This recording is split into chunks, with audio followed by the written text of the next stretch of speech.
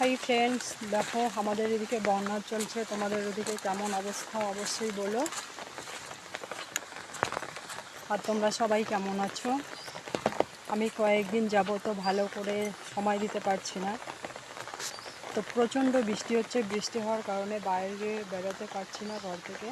তো দেখো আমাদের এদিকের অবস্থা।